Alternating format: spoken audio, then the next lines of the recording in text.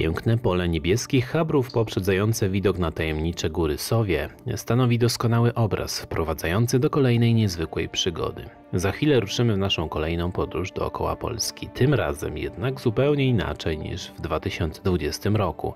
Jesteśmy Ania i Marcin Nowakowie, autorzy bloga gdziewyjechać.pl, wielu książek i twórcy tego kanału. Od 15 lat pokazujemy, jak świadomie podróżować po świecie, Europie i Polsce. Ruszamy przez Dolny Śląsk, następnie województwo lubuskie, gdzie żar będzie się lał z nieba, dotrzemy nad Bałtyk do Kołobrzegu, gdzie odbijemy Nabory Tucholskie, później odwiedzimy Wysoczyznę Elbląską i wzdłuż granic z Rosją dotrzemy na Mazury, ale te garbate. Ścianą wschodnią wrócimy z Podlasia przez wielokulturowe Polesie Lubelskie, by serię zakończyć na Roztoczu, ale tym razem tym klasycznym, środkowym. Dołącz do nas i poznaj piękno Polski, również tej poza szlakiem. A zaczynamy jeszcze na Górnym Śląsku. Cześć! Cześć Tu Ania i Marcin. czyli Wędrowne Motyle. Czy można powtórzyć podróż dookoła Polski? Myślę, że tak, zwłaszcza gdy robi się to po pewnym czasie, dokładnie po 5 latach. Można to zrobić, a najlepiej troszkę inaczej, jak w naszym przypadku w tym roku. Jedziemy dookoła Polski, ale w odwrotnym kierunku niż ta pamiętna podróż 5 lat temu. A można to zrobić zaczynając w miejscowości Moszna. Za naszymi plecami jeden z najbardziej emblematycznych i bajkowych pałaców, zamków w Polsce. Odhaczamy województwo opolskie i tak naprawdę to jest prolog, bo zaczynamy już w województwie dolnośląskim. A czas też jest dość wyjątkowy dla nas, ponieważ obchodzimy 15-lecie naszej działalności blogowej, więc myślę, że to jest dobry moment także, żeby powtórzyć właśnie ten nasz kultowy, już można powiedzieć, projekt. Podróżujcie z nami i świętujcie z nami. A co w dzisiejszym odcinku? Zobaczycie i dowiecie się m.in. dlaczego istnieją aż 2 zamki w Książu, ten jest tym mniej znanym, czy jest coś bardziej tajemniczego niż Złoty Pociąg, co łączy Wałbrzych z Sycylią, a Słodkiego łączy Bardo z Toruniem, jak smakuje zupa zrobiona z sowich gór oraz śląskie niebo. W końcu gdzie spotkać można takie piękne przydomowe ogródki. Lekko błyszczący, to jest właśnie kapiszon. Ten odcinek raczej kapiszonem nie będzie, muzyka i oficjalnie zaczynamy.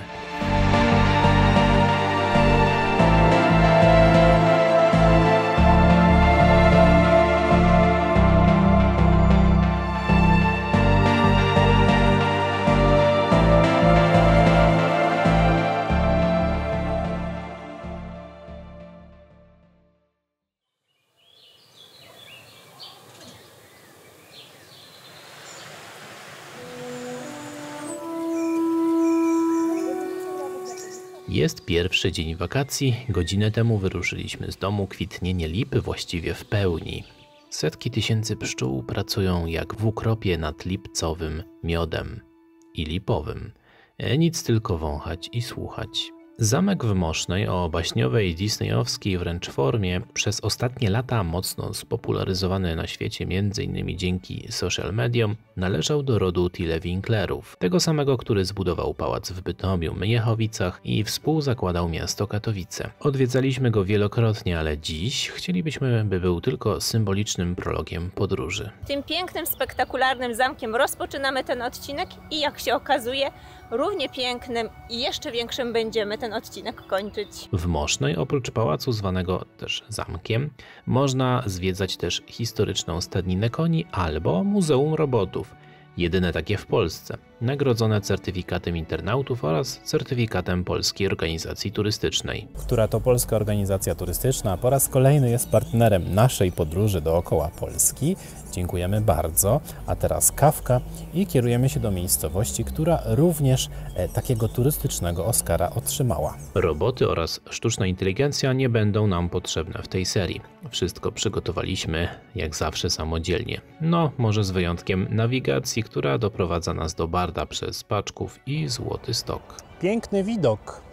dosłownie i w przenośni, ponieważ znajdujemy się w punkcie widokowym, na punkcie widokowym z widokiem na Bardo, czy też Bardo Śląskie, przepięknie położone na przełomowym odcinku Nysy Kłodzkiej, ale też na historycznej granicy pomiędzy Dolnym Śląskiem a ziemią kłodzką.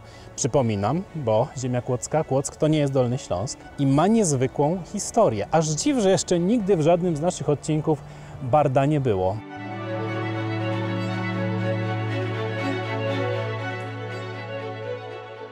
Bardo, które powstało jako gród Chrobrego na granicy Śląska z Czechami, reklamuje się jako miasto cudów. Jedną z największych atrakcji Barda jest taki produkt turystyczny jak spływy pontonowe Bystrą Nysą Kłodzką. Siła tej górskiej rzeki tutaj jest w malowniczy sposób wykorzystywana i nieco ujarzmiana, ale pamiętać trzeba, że to tędy właśnie płynęła główna fala powodziowa słynnej Wielkiej Wody w 1997 roku, jak i z jesieni 1924 roku, która spustoszyła Kotlinę Kłodzką. Co ciekawe, średniowieczny most, przypominający strukturą te rzymskie, oparł się wszystkim powodziom i to faktycznie był wielki cud. Może dlatego, że w tutejszym przyklasztornym kościele przechowywana jest najstarsza w Polsce drewniana figurka maryjna. Ponad miasteczkiem od strony północnej rozciąga się teren wypełniony kaplicami kalwaryjskimi. Niektóre w starym stylu, inne w dość nowoczesnym sznycie. Stąd też można uchwycić całkiem ładne widoki. To punkt widokowy zwany obrywem. Będąc tutaj koniecznie trzeba spróbować pierników, słynnych pierników z Barda. Zaraz się udamy do manufaktury i sklepiku z tymi piernikami. Chyba jest jeszcze czas, jest przed 18, więc powinniśmy zdążyć. Ale dlaczego właściwie tutaj te słodkości się tak przyjęły? Ta historia jest dość długa, sięga XV wieku i związana jest z ruchem pielgrzymkowym, z pielgrzymami, którzy tutaj przybywali, aby udać się do sanktuarium. W związku z tym dość szybko pierniki zostały tutaj wytwarzane, cukiernie, jako właśnie dobra przekąska dla pielgrzymów, ale także jako świetna pamiątka z Barda. No i ta historia trwa do dzisiaj i zaraz przekonamy się, czy te pierniki są naprawdę takie dobre.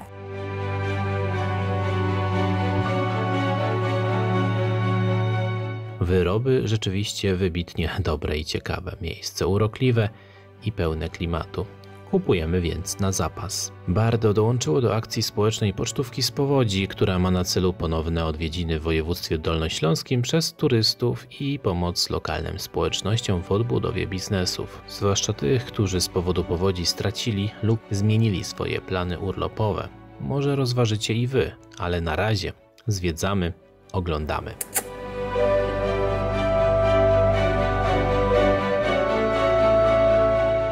Docieramy na nocleg do wioski Srebrna Góra, choć za chwilę zobaczycie, że to nie byle jaka wioska. Śpimy w dawnych pruskich koszarach górnej jej części. Mamy nadzieję, że podczas tej podróży złapiemy więcej takich niebanalnych noclegów. Cegła, nawet kamień. I jest klimat. No to właśnie jest to, czego można się spodziewać i powinno się spodziewać po klimatycznych miejscówkach na Dolnym Śląsku. A największy plus posiadania 3 łóżek, bo tak nam się przytrafiło, dodatkowa poduszka.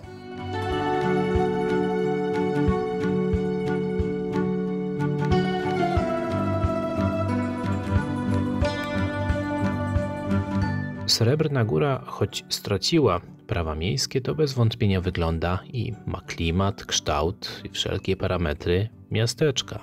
Srebrna Góra uważana jest za jedno z najpiękniejszych miasteczek w Polsce.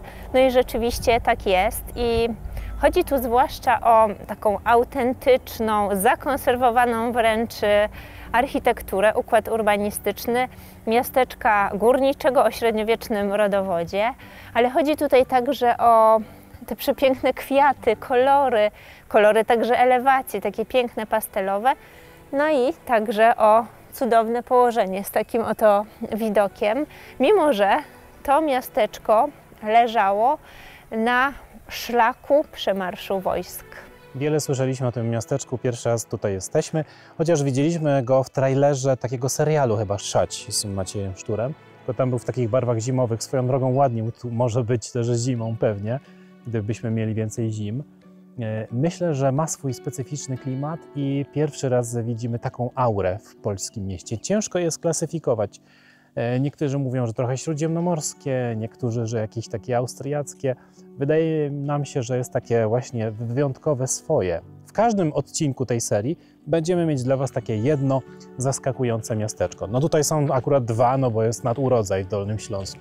Kącik odpowiedzialnego podróżowania, wspieranie lokalności. Podróżując bardzo ważne jest także dla nas poznawanie lokalnej tradycji, kultury, zwyczajów, uczestniczenie w niektórych wydarzeniach kulturalnych, ale też na przykład akcjach takich jak, o, kotek mi pomaga, pocztówka z Powodzi.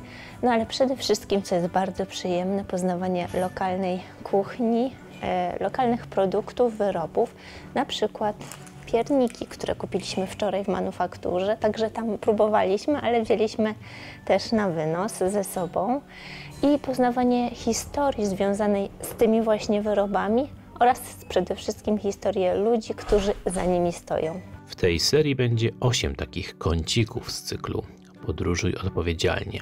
Dla nas od zawsze elementem odpowiedzialnego i świadomego podróżowania było dość szerokie przygotowanie merytoryczne, co wiemy, że też lubicie, ale przyznamy, że najtrudniej zawsze nam przygotować się z wieku XVIII i XIX oraz tematyki militarnej, a właśnie ona dziś przed nami. Idziemy do twierdzy w Srebrnej Górze na Dążon. Mamy nadzieję wejść jako pierwsi, otwierają o 10. Zapłaciliśmy za parking 15 zł i około 20 minut się wchodzi do obiektu. Samą budowę rozpoczęto w roku 1765, twierdzę budowano 12 lat. Projektant twierdzy pułkownik pruskich saperów Regler, a w czasie takiego największego nasilenia robót jednorazowo na placu budowy pracowało 4000 ludzi. Przewodnik ubrany w pruskie kamasze wyręcza nas na szczęście, bo w dużej mierze z wiedzy na temat historii i specyfiki twierdzy Srebrna Góra tu się znajdujemy. To ona, spektakularnie położona ponad pokazaną miejscowością na przełęczy Srebrnej i przy drodze przecinającej pasmo. Wybudowana pod koniec XVIII wieku służyć miała jako zabezpieczenie świeżo pozyskanego dla Prus po wojnie z Austrią Śląska. Czyli coś tam wiemy. Przecież to pomnik historii i w pewnym sensie symbol i perła całych gór sowich. Twierdza Srebrna Góra jest bez wątpienia jednym z najważniejszych obiektów atrakcji turystycznych w regionie. Posiada certyfikat Polskiej Organizacji Turystycznej. A czym są certyfikaty POT? Są to takie, można powiedzieć, Oscary turystyczne nadawane obiektom turystycznym właśnie, które cechują się innowacyjnością, wysoką jakością, a także są atrakcyjne dla turystów. Zwiedzanie z przewodnikiem trwa około godziny. Jest bardzo informatywne, bo czuć w przewodnikach wielką pasję i wiedzę do historii wojskowości. Przygotowanie terenu pod budowę wymagało zastosowania na szeroką skalę materiałów wybuchowych. Podczas jednej z wizyt króla Prus dokonano pokazowego odpalenia ładunków. Góra wyglądała jak wulkan, zapisał kronikarz opisujący to wydarzenie. Król Fryderyk, który za Polakami akurat nie przepadał, miał do nich uraz, za tą inwestycją bardzo przepadał. Wręcz osobiście zaangażował się w jej budowę, doglądał ją kilkanaście razy. I tak jak Ania powiedziała, w czasie budowy była to inwestycja imponująca, ale potem się okazało, że znowu paradoksalnie, nie tak jak kojarzymy z pruską jakością, jakość i trwałość tych materiałów była licha. Po kilkudziesięciu latach już twierdza się w pewnym sensie rozsypywała. Owszem, dotrwała do tego głównego oblężenia za czasów napoleońskich, no ale potem ten budulec bardzo się rozsypywał.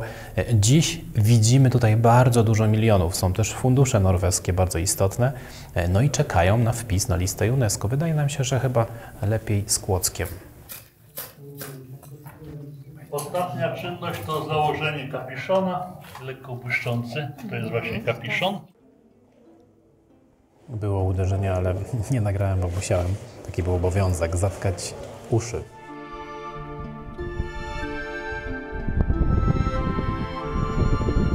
Wieje, ale dzięki temu mamy lepszą widoczność, może troszkę gorszy dźwięk. Tam kończą się Góry Bardzkie, tutaj zaczynają się Góry Sowie. Widać masyw Śnieżnika, widać wzgórza Strzelińskie, a także charakterystyczny masyw Góry Ślęży. Niektórzy nazywają Góry Sowie najstarszymi górami w Polsce. No nie jest to prawda, ma tylko malutki kawałek prawdy w sobie, gdyż gnejsy, z których częściowo Góry Sowie są zbudowane, są najstarszymi formacjami geologicznymi, które w Polsce się znajdują. One są też tutaj w głąb, poniżej tej twierdzy, studnia jest wykuta w gnejsach. Natomiast fałdowanie było dużo późniejsze, są to góry z orogenezy hercyńskiej, więc jak najbardziej góry świętokrzyskie i pieprzowe, które też są w naszym odcinku, to są najstarsze góry w Polsce. Jakby było za mało inżynierii, to wypada wspomnieć jeszcze o kolei sowiogórskiej, która biegła, a między innymi tutaj tym wąwozem pod tym wiaduktem, ale też kilkoma innymi wiaduktami spektakularnymi, niczym rzymskie akwedukty. Biegła, uwaga, przez Góry Sowie, ale w poprzek. Po prostu przebijała się odważnie przez całe Góry Sowie. To była jedyna taka sytuacja na obecnych ziemiach polskich, znana wcześniej tylko ze Szwajcarii i ze Stanów, ponieważ była to kolej zębata i nachylenie sięgało nawet 6-7%. W związku z czym przedsięwzięcie było gigantyczne, ale w latach 30., już 30., linia została rozebrana i dzisiaj można sobie tutaj jeździć rowerem albo wędrować po niej. Jedziemy w kierunku miejscowości Sokolec, już po drugiej stronie gór. O, sprzedam działkę. Ładna. Czasami jest tak, że miejsca drobne, pojedyncze, ich sława wykracza poza sławę miejscowości. Tutaj jesteśmy w miejscowości Sokolec, u południowego skłonu Wielkiej Sowy, a miejsce za moimi plecami jest znane gastronomicznie. Sprawdziliśmy recenzję, zobaczymy, czy rzeczywiście będzie tak pysznie. Ono nawiązuje do czasów dalekich, ale nie tak głębokich jak te, o których opowiadaliśmy wcześniej, bo PRL-owskich.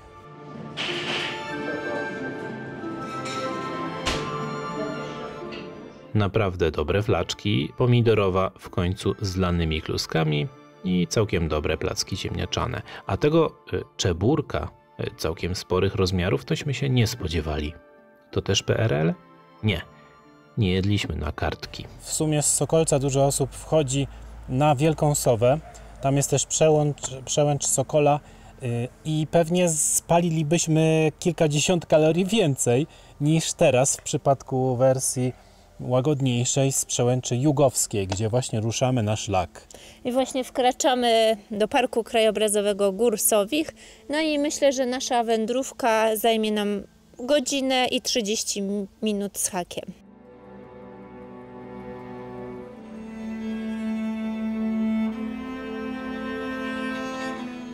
Szlak wydaje się o tyle łagodny i przyjemny, bo biegnie wierzchowiną.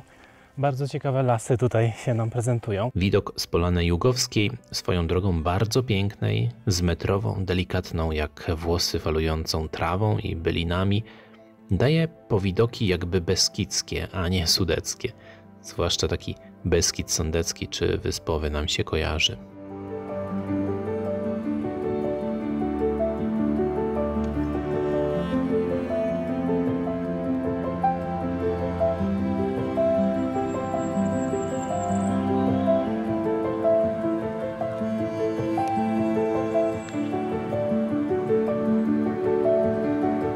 I faktycznie do szczytu dochodzimy w około godzinę z hakiem. Powitanie, no nie mogło być inne. Ta wieża za moimi plecami została wyremontowana ostatecznie w 2023 roku i jest ona widoczna nawet ze Śnieżki. Jest też widoczna podobno ze Śnieżnika. Jakoś nam się nie chce wierzyć, to znaczy te dwa szczyty na pewno są widoczne z góry, zaraz sprawdzimy, ale żeby wieża była widoczna, dajcie znać w komentarzach, tak potwierdźcie naszą wiadomość, dobra? W stosunku do, zobaczcie, właśnie Kotliny Dzierżoniowskiej, tam są Dzierżoniów, Pieszyce, Bielawa, pozdrawiamy Reinmara, no to jest różnica nawet 700 metrów, ale paradoks polega na tym, że widoczna w oddali Ślęża jest szczytem bardziej wybitnym, mimo że jest niższa o około 300 metrów. Po wizycie na dachu gór pora odwiedzić ich tajemnicze wnętrza.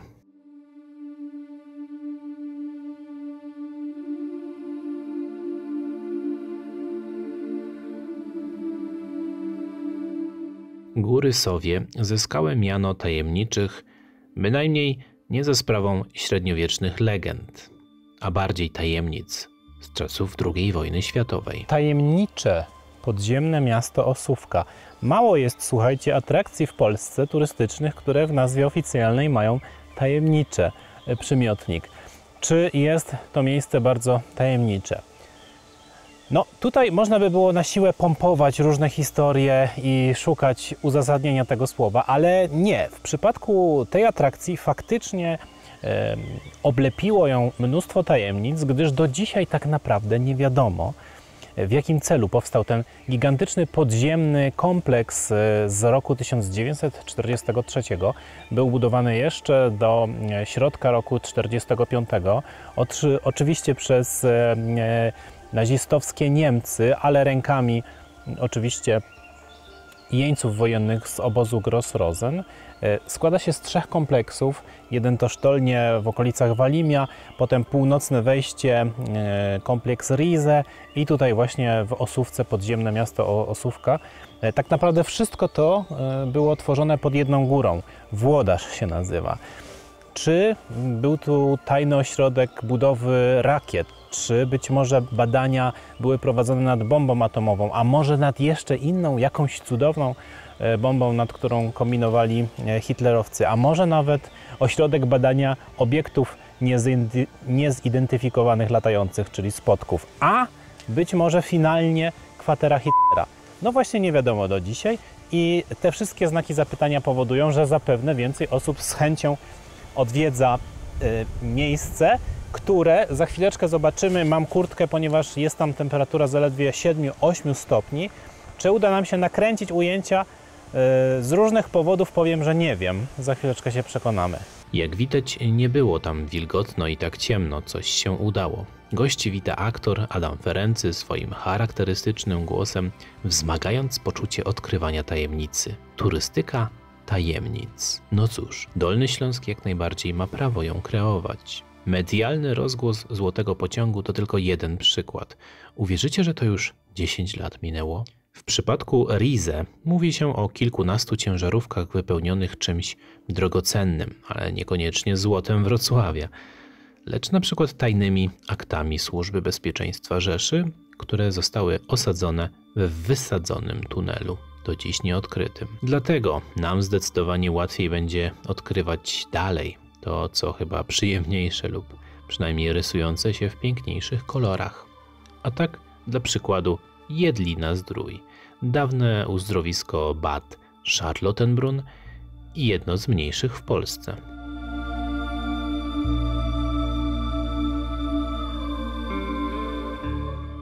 Pałac ten, który widzicie za moimi plecami, znajduje się w Jedlince i on przez jakiś czas był siedzibą organizacji TOT, która zajmowała się największymi inwestycjami, właśnie takimi spektakularnymi w czasie panowania III Rzeszy, również pokazanego kompleksu. A znajdujemy się w Jedlinie-Zdroju, jedno z najmniejszych uzdrowisk w Polsce. Kurort słynął, słuchajcie, z kuracji mlekiem, i to kozim i owczym. Dzisiaj widzę, Jedlina słynie m.in. z tego innego napoju, bo jest tutaj browar rzemieślniczy, ale też w Jedlinie-Zdroju znajduje się najdłuższy tunel kolejowy na ziemiach Polski, wciąż 1600 metrów. Niebawem będzie dłuższy, koło moich rodziców w Męcinie, koło Nowego Sącza powstanie dwukrotnie dłuższy. Co ciekawe, do rodziców moich się wybieramy na sam koniec tej serii dookoła Polski. A gdzie się teraz wybieramy? Bo to jest przypadek, to jest tylko replika Fokkera, Czerwonego Barona. Wybieramy się teraz do Zagórza Śląskiego ze spektakularnie położonym zamkiem.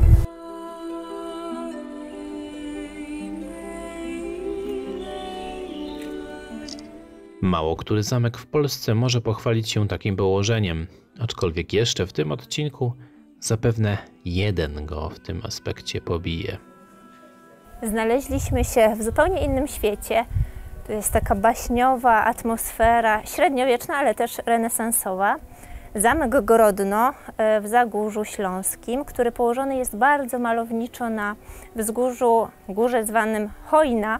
Jest to także rezerwat przyrody.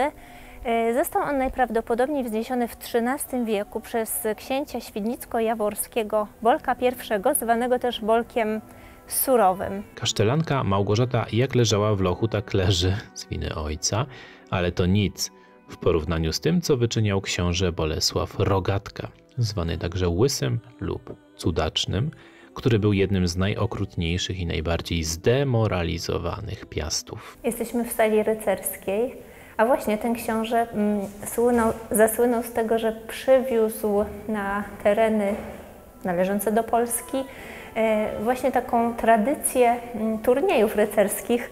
I ciekawe, czy te turnieje tutaj rzeczywiście się odbywały. Szkoda tylko, że książęta śląscy rywalizowali nie tylko na turniejach, ale także w zupełnie realnych sytuacjach. Żeby nie było tak kolorowo i cukierkowo, ten zamek potrzebuje jednak pewnych nakładów inwestycyjnych, jeśli chodzi o konserwację wnętrz, ale widokiem z wieży to chyba bije na głowę wszystkie zamki w okolicy. Szlizertal, czyli Dolina Śląska. Ona rozdziela góry Sowie od Pogórza Wałbrzyskiego. Dołem płynie rzeka Bystrzyca, spiętrzona właśnie w tym jeziorze, które widzimy za moimi plecami. No, wydaje się, że to miejsce, które powinien wiedzieć każdy mieszkaniec Śląska. Widać stąd nawet przy dobrej pogodzie Świdnicę, która była stolicą Rzeczonego Księstwa.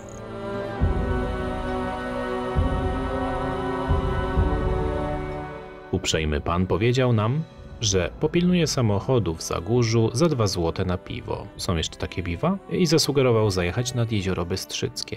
My, równie uprzejmi, udawaliśmy zaskoczonych. Tak, chętnie zajedziemy. Słowa dotrzymaliśmy, ale tego dnia było tutaj dość tłoczno i ciasno, bo niedziela. Zbiornik prezentuje się pięknie.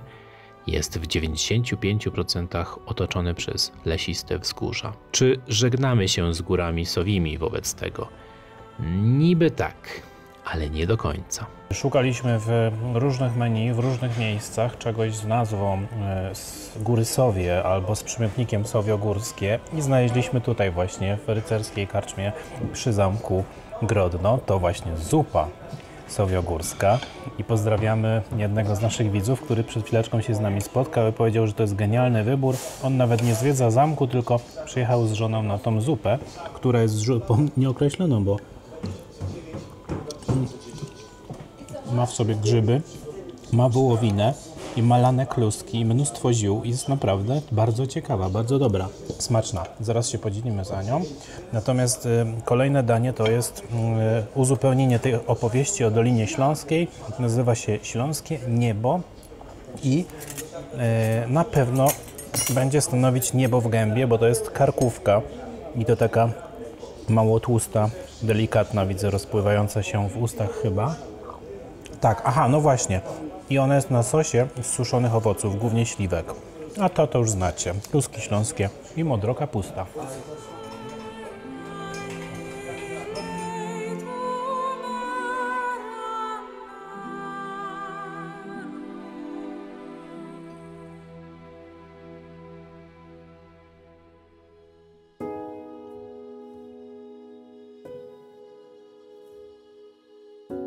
Do Wałbrzycha z Gór Sowich można dojechać pociągiem. Można z Kłodzka lub Świdnicy przepięknymi liniami kolejowymi z unikatowymi zabytkowymi mostami i wiaduktami. Sami chętnie chyba kiedyś byśmy wpadli w te rejony, żeby tylko pojeździć pociągami. My jednak mamy samochód i jesteśmy po zaledwie 40 minutach w północnym Wałbrzychu na Pogórzu Wałbrzyskim. Zielone. Pasujesz. Palmiarnia w Wałbrzychu jest jedną z najbardziej wyjątkowych w Polsce, a może i nawet w Europie Środkowej. Ma grubo ponad 100 lat.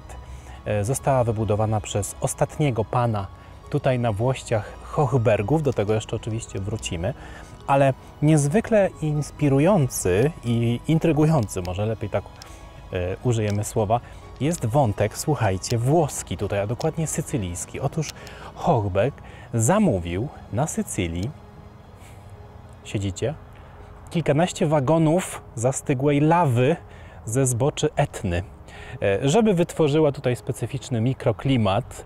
No i do dzisiaj można, słuchajcie, podobno ją oglądać. Zobaczmy. Oto ona. No, zastygła lawa i tuf wulkaniczny. To zapewne bardziej sycylijskie wątki niż dobra kawa, czy kwitnące cytryny, pomarańcze i mandarynki w tej urokliwej i jednej z najstarszych, albo i najstarszej bez przerwy działającej palmiarni w Polsce.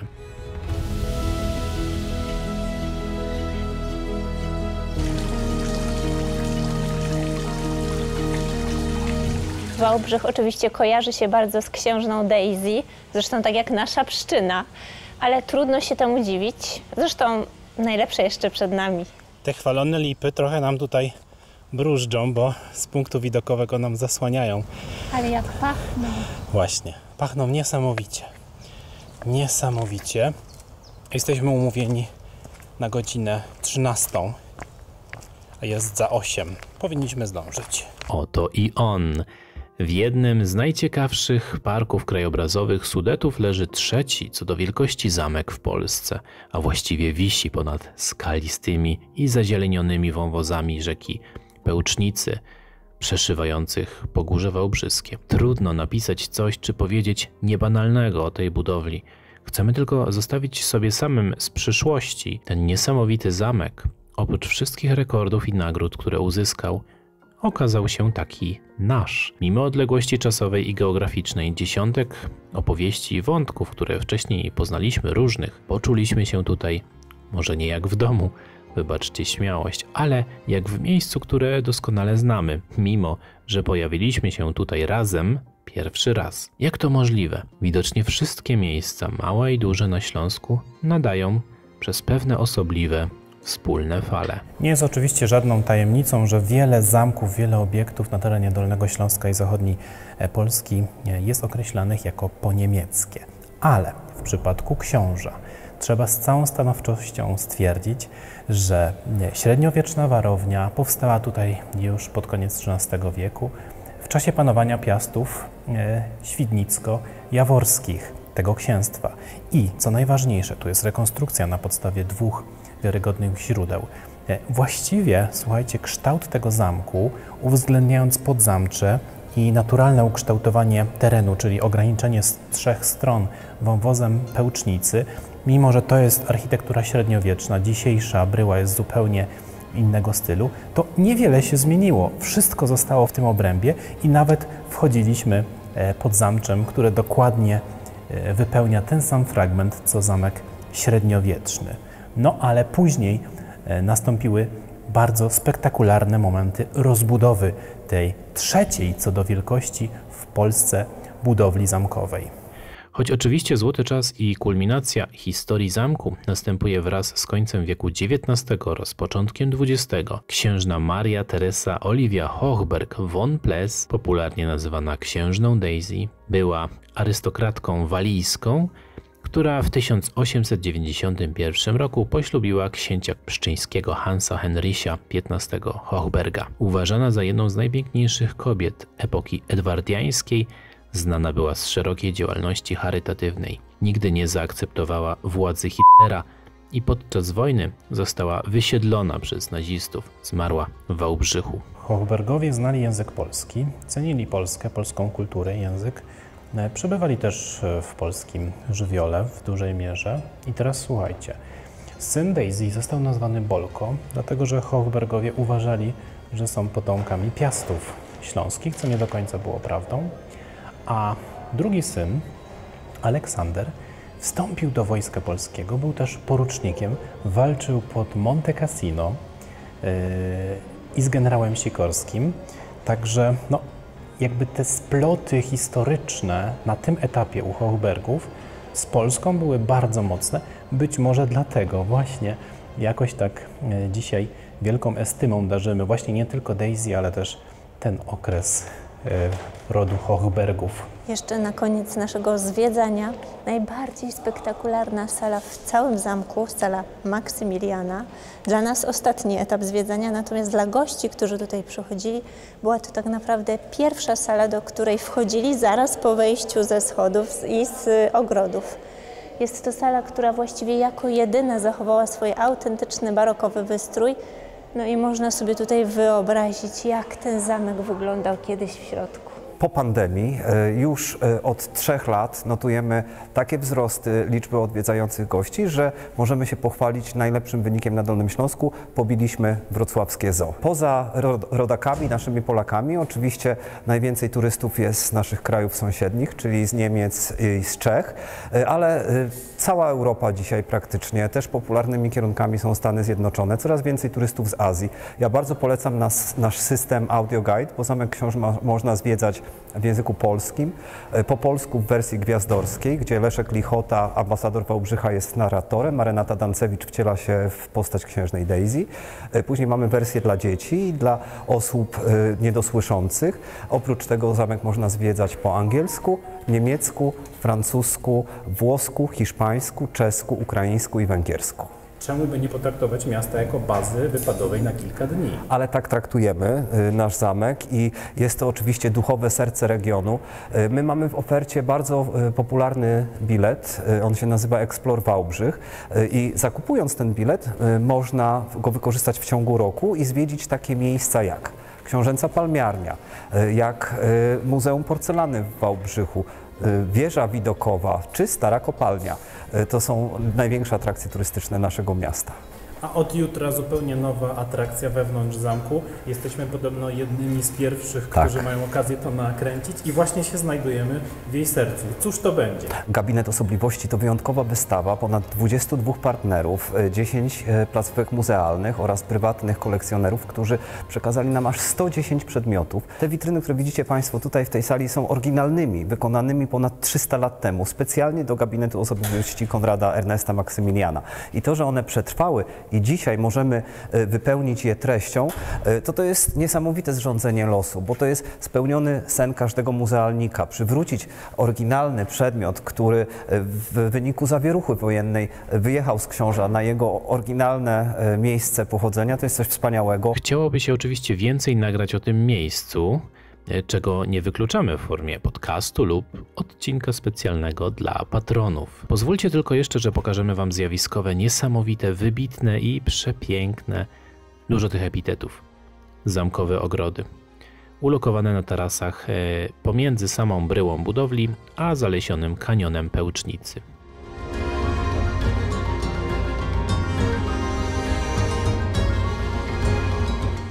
Zamek jest spektakularnie położony. Wydaje nam się, że chyba najpiękniej ze wszystkich zamków w Polsce. Szybki, późny obiad w restauracji Kryształowa, wręcz na blokowisku i idziemy jeszcze gdzieś.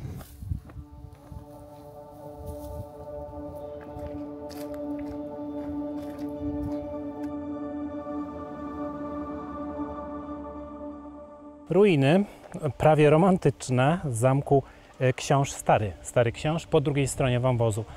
Taka moja refleksja, jakby nawet nie było słynnego zamku Książ, to wąwóz, a właściwie kanion Pełcznicy jest tak majestatyczny i tak unikatowy, że mógłby być dla Sudetów, przynajmniej dla tej części, tak dużą atrakcją jak przełom Donajca w Pieninach.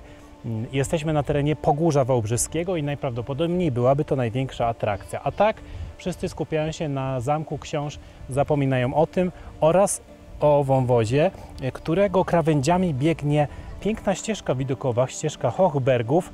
Niestety obecnie częściowo niedostępna, bo się zawaliła, ale polecamy Wam przejść się nią, kiedy się ma więcej czasu albo na przykład cały dzień się spędza tutaj. Zamczysko powstało wbrew pozorom później niż Książ właściwy, jako romantyczna ruina, choć w miejscu piastowskiego Gródka. Ale naprawdę radzimy Wam tutaj zajść, zwłaszcza o tej porze dnia. Światło robi niesamowitą pracę.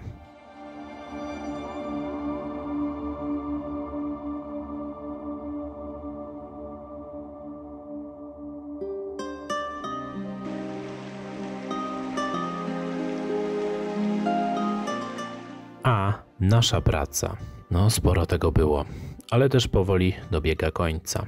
Jeszcze tylko mały epilog po sąsiedzku w jednym z najpiękniejszych uzdrowisk Polski, słynącego z przepięknej, zabytkowej drewnianej hali spacerowej, czyli Szczawna-Zdrój. Również należącego do Hochbergów. Tutejsze główne sanatorium było kiedyś wielkim, ekskluzywnym hotelem należącym i wystrojonym osobiście przez Daisy. Jest tutaj popijana woda Anka, kuracjuszom przygrywa Henryk Wieniawski, a nad deptakiem góruje neogotycka wieża zwana wieżą Anny. I stąd właśnie żegnamy się z Wami i kończymy pierwszy odcinek naszej tegorocznej serii Dookoła Polski. Czeka nas jeszcze naprawdę mnóstwo miejsc, mnóstwo ciekawych obiektów i atrakcji. I wrażeń. Jeśli podoba Wam się nasza praca, cenicie nasze odcinki nie tylko z Polski, bardzo prosimy Was o wsparcie, o pozytywny komentarz, łapkę w górę, a także abyście zostali wspierającymi nasz kanał, kupując nasze książki. Nie tylko o Polsce, ale oczywiście przy tej okazji rekomendujemy Podróżuj bliżej o mniej znanych regionach w Polsce na weekend. Po sąsiedzku jest na przykład Dolina Bobru, czy Polska 70 pomysłów na weekend. Dobrze, no to teraz zawijamy się powolutku przez Bory Dolnośląskie w kierunku województwa lubuskiego. A teraz zobaczcie, co czeka Was między innymi w następnym odcinku. A skąd takie chińskie i japońskie motywy w tym parku? Generalnie leśnictwo, nadleśnictwo, robicie to dobrze.